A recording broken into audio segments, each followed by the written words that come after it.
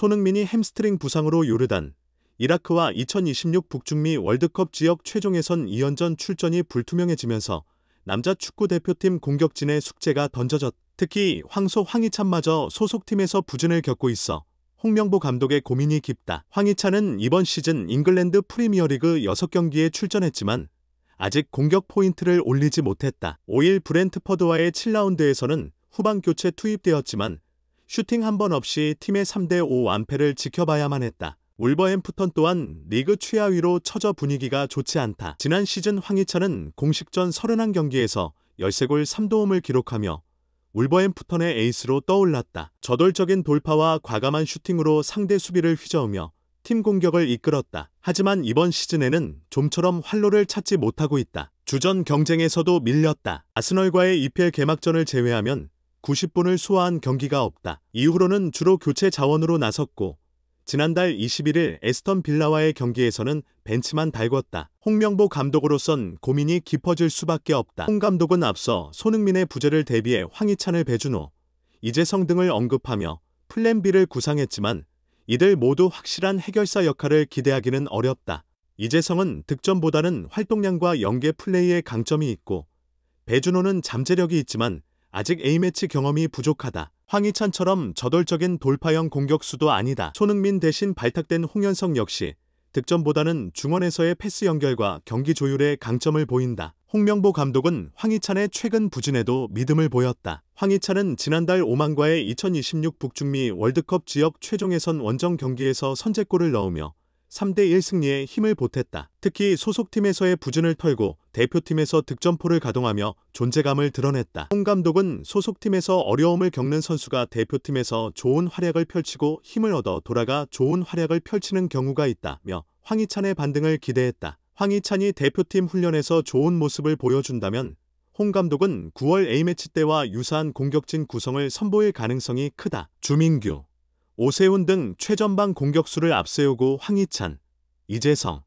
이강인으로 이선을 구축하는 것이다. 하지만 황희찬이 기대에 미치지 못한다면 새로운 카드를 생각해 볼 수도 있다. 배준호, 엄지성 등이 황희찬의 자리를 대신할 수 있다. 두 선수 모두 유럽 무대에서 좋은 활약을 보여주고 있고 상대 수비를 괴롭히는 데 능하다. 배준호는 몸싸움 능력과 공간을 찾아 들어가는 능력이, 엄지성은 드리블과 빠른 돌파가 장점으로 꼽힌다. 손흥민 대신 발탁된 홍현석의 활용법도 관심사다. 홍현석은 중앙 미드필더지만 이성까지 소화할 수 있는 멀티플레이어다. 최근 소속팀에서 최전방 공격수로 서기도 했던 이강인을 중앙으로 이동시키고 홍현석을 오른쪽 측면에 배치하는 방법도 있다. 혹은 홍현석을 공격형 중앙 미드필더로 쓰고 이재성을 측면으로 빼는 방법도 고려해 만하다. 대표팀은 오는 10일 요르단과 원정 경기를 치르고 5일 뒤 이라크와 홈에서 맞붙는다.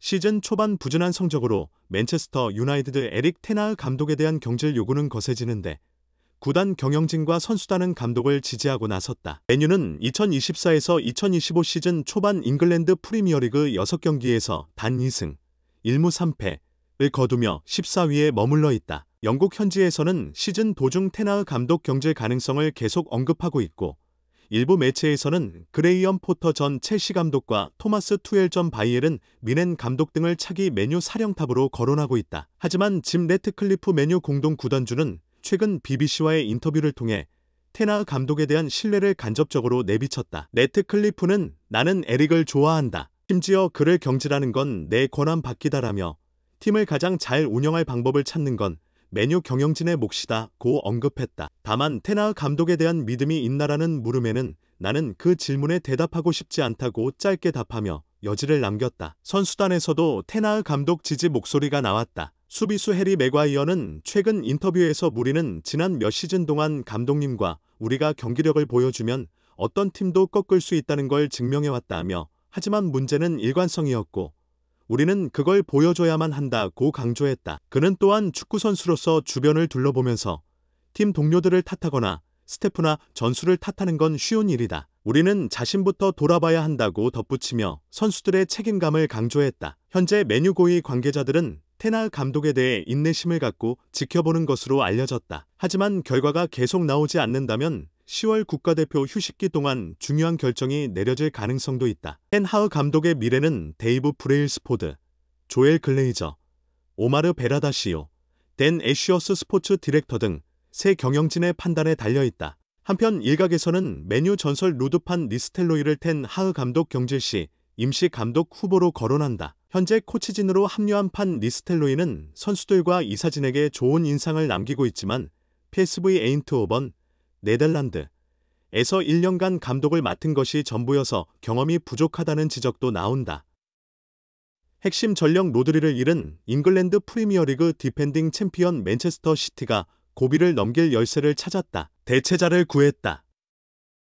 맨시티는 5일 현지 시간 영국 맨체스터의 에티하드 스타디움에서 열린 2024-2025 EPL 7라운드 홈 경기에서 풀럼을 3대2로 꺾었다. 리그 역사상 최초로 5연패를 노리는 맨시티는 개막 후 7경기에서 무패 행진, 승점 17.5승 2무를 이어가며 리버풀, 승점 18점, 과 선두권 경쟁을 이어갔다. 맨시티는 전반 26분 안드레아스 페레이라에게 선제골을 내준 뒤 마테오 코바치치의 전반 32분과 후반 2분 릴레이 득점으로 경기를 뒤집었다. 후반 37분에는 제레미 도쿠가 결승골을 넣었다. 풀럼은 호드리고 무니스가 후반 43분 한 골을 만회했으나 승부를 뒤집지는 못했다. 바르디올라 감독은 이날 로드리의 자리인 3선 미드필더에 코바치치와 함께 일카이 gün도안을 기용했고 멀티골을 폭발시킨 코바치치의 활약으로 기분 좋은 승리를 챙겼다. 사실 코바치치는 골을 넣는 유형의 미드필더가 아니다. 코바치치가 멀티골을 넣은 것은 2014년 인터밀란, 이탈리아 소속으로 유로파리그 예선에서 기록한 해트트릭 이후 처음이다. 과르디올라 감독은 상대팀의 수비를 5명을 두었을 때 박스 가장자리에서 한 명이 자유로워졌다. 그게 코바치치에게 기회를 열어줬다며 코바치치가 최고의 골잡이는 아니지만 그 자리에서 로드리의 역할을 복사해서 붙여 넣기 한 듯했다. 그는 판타스틱한 2골을 넣었다고 반겼다. 코바치치는 지난 시즌 첼시에서 맨시티로 이적했다. 첫 시즌에는 리그에서 절반 정도 출전하며 유럽 클럽 대항전과 컵 대회에 선발로 나섰다. 이번 시즌에는 로드리가 햄스트링, 무릎 부상으로 빠진 상황에서 리그 7경기 중 6경기에 선발로 출전 중이다. 1994년생인 코바치치는 조금 더 공격적으로 나서는 동시에 안정적인 패스 게임으로 로드리의 대체자로 떠올랐다. 전 잉글랜드 대표였던 스테프 호트는 영국 BBC에서 코바치치의 경기는 깔끔하고 단순함을 기본으로 한다. 클럽과 크로아티아 대표팀에서의 경험을 바탕으로 로드리의 완벽한 대체자가 됐다. 오늘 경기는 정말 잘했다고 호평했다.